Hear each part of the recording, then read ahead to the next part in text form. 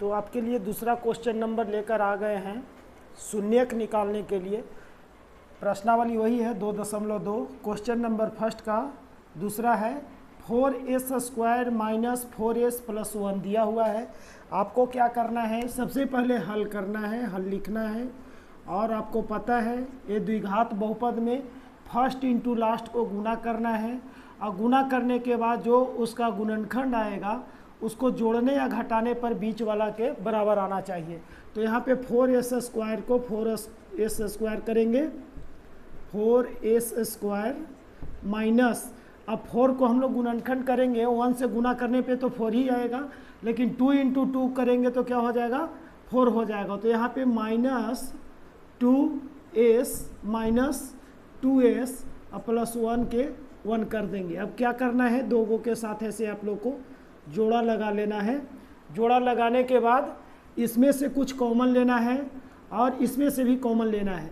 तो यहाँ पे 2s यदि हम कॉमन ले लेते हैं 2s तो क्या बच जाएगा, यहाँ पे 2s और माइनस यहाँ पे कुछ नहीं तो आप 1 लिख सकते हैं। चूँकि दो गो s था, दोनों s आप ले लिए तो एक यहाँ पे बच गया है। अब यहाँ पे इसमें जो है से माइनस 1 कॉमन लेंगे और माइनस 1 कॉमन लेंगे तो यहाँ पे 2s माइनस 1 जो है से यहाँ पे रहेगा। ये क्या हो गया, यहाँ पे जो पहले निकाले हैं 2s माइनस 1 इसको कर लेंगे और इसमें जो है से 2s माइनस 1 अभी आपका निकल कर तैयार हो गया। इसको क्या करना है, शून्यक निकाल लेना है। तो शून्यक निकालने के लिए सबसे पहला जो आया है 2s माइनस 1, तो इसके बराबर क्या कर देंगे, 0 देंगे, इधर 2s रहने देंगे और बराबर के उस साइड इस 1 को ले जाएंगे तो प्लस 1 होगा, और इधर गुना है तो उधर जाएगा तो क्या हो जाएगा, भागा हो जाएगा। इसलिए s बराबर क्या आ जाएगा, 1/2 आ जाएगा। ये आपका पहला आ गया 1/2, इसे हम लोग अल्फ़ा बोलेंगे। अब दूसरी तरफ जो है से 2s माइनस 1 इसके बराबर भी 0 करेंगे। ऐसे तो है सेम ही, लेकिन हमें निकालना है तो आपको निकालना ही पड़ेगा।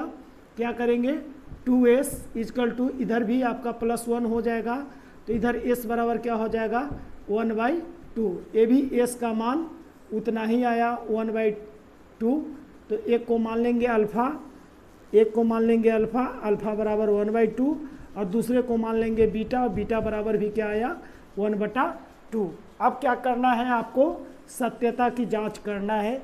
जांच करने के लिए भी बताया था, क्या बताया था, सबसे पहले अल्फ़ा इंटू बीटा बराबर c/a, इसको साबित करना है। लेकिन इसको साबित करने से पहले आपको ये जो द्विघात बहुपद दिया हुआ है इसमें से a b c का मान निकालेंगे।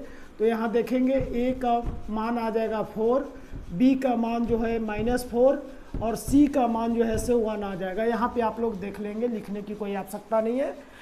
इसमें जो है से अचर मान लगा हुआ है 4 है, यहाँ पे -4 है और 1 है। अब अल्फ़ा के मान कितना आया था 1/2 और इंटू है तो 1/2 करेंगे, बराबर c का मान 1 है और a का मान कितना आया है तो 4 आया है। अब क्या करेंगे, इधर लेफ्ट साइड में ऊपर ऊपर गुना कर लेंगे तो 1 और नीचे 2 में गुना करेंगे तो 4 हो गया, और इधर पहले से दिया हुआ है 1/4, यानी LHS इक्वल टू RHS। आपका ये प्रूफ हो गया, यानी आप साबित कर दिए, दोनों आपका पक्ष बराबर आ रहा है। यानी आपका ये जो सत्यता की जांच करना था गुणनखंड के और शून्य के, तो ये जांच हो गया है। एक और चेक कर लीजिए आप, अल्फ़ा प्लस बीटा। तो अल्फ़ा प्लस बीटा का मान होता है -b/a होता है। अब अल्फ़ा का मान 1/2 है और प्लस बीटा का मान भी क्या है 1/2 है। -b, यहाँ पे -4 पहले से दिए हुए हैं और -b है तो इसके आगे भी हम लोग माइनस लगा लेंगे, और बटा a का मान कितना है 4 है।